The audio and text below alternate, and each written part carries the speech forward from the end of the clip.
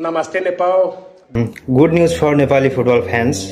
Good news चाहिँ के छ भन्दाखेरि as per routine of Nepal भन्दा पोस्ट होइन रोबर्टो कार्लोस चाहिँ नेपाल आउने कुरा छ।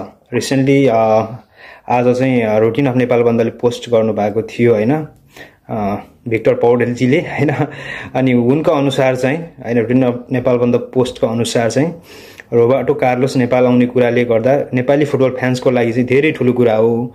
किन भन्दाखेरि जे भए पनि अस्ति भर्खरै बुफन आएर जानुभयो।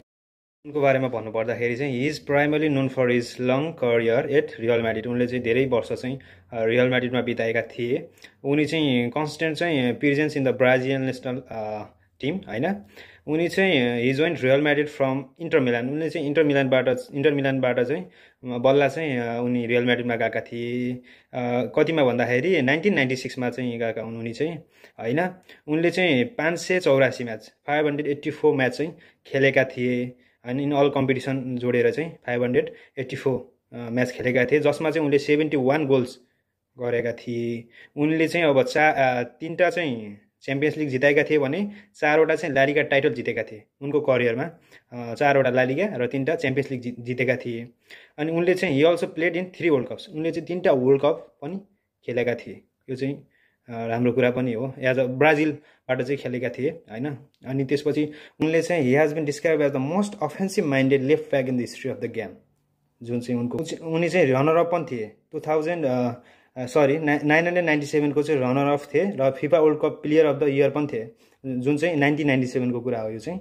अनि उनले चाहिँ रिटायरमेन्ट अनाउन्समेन्ट चाहिँ 2012मा गरेका थिए र उनी चाहिँ रिटायर भएको चाहिँ एक्चुअली 2015मा हो।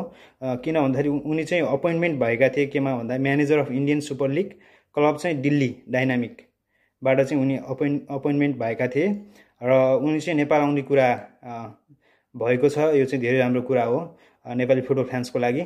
So as a football lovers यो कुरा चाहिँ मलाई खुसी लागेर चाहिँ मैले यो भिडियो बनाएँ होइन। तपाईँलाई चाहिँ कस्तो लाग्यो उनी चाहिँ नेपाल आउँदाखेरि? पहिला चाहिँ रिसेन्टली बुफन पनि आएर जानुभएको छ। सो यो चाहिँ धेरै राम्रो कुरा हो नेपाली फुटबल फ्यान्सको लागि। सो के भन्न चाहनुहुन्छ उनी नेपाल आउँदाखेरि? Lots of love. लास्टमा चाहिँ फ्लो द पेज होइन to get daily updates from football lovers world wide.